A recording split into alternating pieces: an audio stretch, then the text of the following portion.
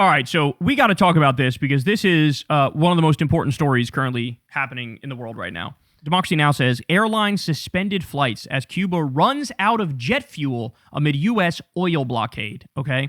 So what you need to understand is the U.S. blockade against Cuba, people might think of it as, oh, we are not doing any trade with Cuba. No, we are now blocking anybody from doing trade with Cuba. We have totally isolated the island and made it so they can't get any goods. No fuel whatsoever, no goods whatsoever. They are, quite literally, we are starving the country to death. This is a fucking medieval style siege. Don't allow in anything at all, okay? So AOC was asked about this, and she lays it out in no uncertain terms what's going on here. And also, look, effectively talks about how Gaza now opened this up. The fact that the U.S. armed and funded Israel is doing a genocide in Gaza, complete ethnic cleansing, stealing the territory. That was the nail in the coffin for any semblance of international law. And so now that that's happened, you see we're escalating elsewhere too. Whether it be kidnapping Maduro illegally, but now totally cutting off an island from the rest of the world, not caring if their innocent people fucking starve to death. So here's what she says. This is talking to Pablo Reports. He's a Midas Touch reporter. Listen to this. Congresswoman, we broke some news at Drop Site today about Marco Rubio cutting President Trump off in negotiations about Cuba policy. He's been telling him that they've been in negotiations for a while, but in reality, it's been multiple weeks where that actually hasn't been the case. What's your reaction to that divide on foreign policy within the administration? Well, I think I have to read the reporting that you're talking about, but this is what we've seen with Gaza, right? This is a new kind of era of depravity opened up where there used to be, or there was this stated commitment on human rights that innocent civilians were almost exempt from the rules of war, from blockades, and what has transpired is that now it's kind of become acceptable that the entire Western world will look the other way as they starve and deprive a people because they find political actors or political regimes in that country to be objectionable. And so what we're seeing here is the possible precipice of hospitals running out of fuel. We're talking about innocent children, women that could be put in harm's way. And so, again, I have to look at the details of the reporting that you're sharing regarding Rubio specifically, but I think it's incumbent upon all of us to defend human rights, no matter where. She said hospitals running out of fuel now. So this is the Israelification of everything. It shouldn't come as a surprise to anybody because the way our ICE Gestapo thugs are acting, it's very similar to the IDF. Execute people in the street and then accuse them of being the criminals. Accuse them of being the terrorists as you literally did the terrorism, right? ICE trained with the IDF too. Cops have trained with the IDF. Israelification. That's what this is. So now, we just watched every hospital in Gaza get bombed on a live stream. And so now, when we cut off all food and fuel from going into Cuba and the hospital runs out of fuel, we feel like, what? There's nothing. Who cares? Who cares? Hey, at least we're not carpet bombing you like the Israelis did. Sure, we're starving you to death and killing you slowly, but hey, what are you going to do? I guess you should do regime change, huh? That's what's happening here. That's what's happening. Now, by the way, before the Cuban Revolution, U.S. financial interests owned 90% of Cuba's mines, 80% of public utilities, 50% of railways, 40% of sugar production, and 25% of bank deposits. The illegal blockade on Cuba, which even now includes fuel imports, is punishment for Cubans daring to reclaim their sovereignty.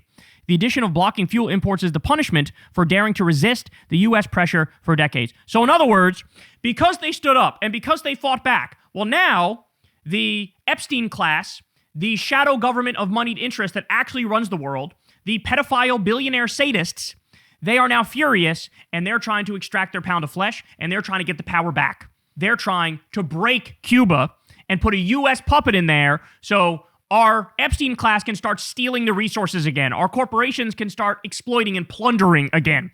That's what they're trying to do. That's what they're trying to do. And then this was referenced in the AOC clip, but let me show you this too, because this is huge from Drop Site News. Marco Rubio is deliberately blocking Trump from Cuba talks. The Secretary of State has told the president that talks are happening with high-level Cuban officials. No such talks exist. Purported negotiations in Mexico, actual fake news. So shout out to Dropsite yet again, leading the charge here, getting amazing stories that other people are like way behind on. Guys, what this means is, and you should all know this, you probably already felt this intuitively, they fucking play Trump like a fiddle. They play Trump like Stephen Miller. Stephen Miller goes to Trump. Oh, sure, sir. We're not going to send ICE to go raid like this South Korean factory that's being built. What was it, in Georgia or South Carolina? We're not going to send them. And then Trump, good job, Stephen. Great job. Keep it up. And then what does Stephen Miller do? He goes, all right, send them to go raid that factory. That's what happened. That's literally what happened, right? Trump is sadistic. Don't get it twisted. He's fucking horrible and he's a fascist. But it's also the case that Marco Rubio, when it comes to Latin American policy, is more of a neocon, more of an imperialist, more of a fascist, right? When it comes to immigration policy, Stephen Miller is more of a fascist, okay? And so they're the shadow presidents. And so Marco Rubio's like, I'll just tell Trump, oh, yeah, sir, I'm engaged in high-level negotiations with Cuba, and we're really working on it. But, they told us to go fuck ourselves. You believe that, Don? I think maybe we should show them who's boss. You can't let them walk all over you like that. They're literally playing Trump like a fiddle, okay? Because what is Trump actually focused on? He's focused on the Arc de Trump, which he's trying to build, to slap his name on that. This motherfucker remodeled the Lincoln bathroom and was showing it off as if it was something that, like, he should be spending his time on, as Americans now can't fucking afford groceries. He's focused on the Epstein Memorial Ballroom, which now, by the way, is hitting a big snag in the courts, as I told you it would, because there's no fucking... There was no allocation from Congress to build this. He just decided I'm going to do it and worry about the consequences later. Well, that's not how it fucking works, bitch. That's the people's house. That's not your fucking property. So he knocks down the entire East Wing and says, it's okay, I'm going to raise $400 million from the Epstein-class billionaire sadist pedophiles, and therefore it's okay. That's not okay. That's just pay-to-play bullshit. And so the courts are going, nah, I don't think you can fucking do this. And so now that hit a snag, but that's what he's focused on. He's focused on the motherfucking Trump Kennedy Center, which he just destroyed by slapping his dumbass name on it. He's focused on that. He's focused on fucking interior decorating. Okay? He just wants the praise. He just wants the adoration. But he delegates. He says, Stephen Miller, go ahead. You do the immigration policy. You're a serious guy. You roughly agree with me on it. Marco Rubio, go ahead. You do the foreign policy. You're a smart guy. People respect you in these elitist circles. And what is he doing? This. So, Trump would love to be able to pretend like, I stopped 10 wars now. I was able to get a deal with Cuba. But no, Marco Rubio's pretending, oh yeah, we're talking to them. But then he goes to Trump and goes, oh no, I'm sorry, sir. They're really being bad about this and mean about this and rude about this, and they're not giving it an inch. And I think maybe we need to show them who's boss, and maybe we need to bomb them and do regime change there. So stop and think about it. Literally right now as I talk to you, you know what Trump is doing? Meeting with Netanyahu. Okay? This is now, Netanyahu's breaking records with the amount of times now he's visited the U.S. to talk to Trump. What do you think Netanyahu is doing there today? Netanyahu's, turning the screws and saying, you better fucking finish this regime change in Iran, bitch. So you got Netanyahu saying, bomb Iran again, which I think is very likely that we're going to do it. And you have Marco Rubio going, now we got to fucking bomb Cuba. We also have Venezuela, which is still, a total fucking mess. We're stealing their oil. We have a puppet leader in there at any minute that can devolve into a civil war now, because of what Trump did. So it's all a fucking mess. And he's being lied to every single step of the way. Absolutely embarrassing. Absolutely pathetic. And you know what the crazy thing is? I don't even trust, number one, that this is going to get to him, this story. But number two, even if it did, that he would care. He would just try to save face and be like, no, that's not happening. That's not happening. I know that there are talks going on. He would try to save face because he doesn't care. He cares about the theater and the show and the optics more than he cares about the reality. So he would just cover for Marco, basically, is what I think would happen. Because he doesn't give a shit about Cuba.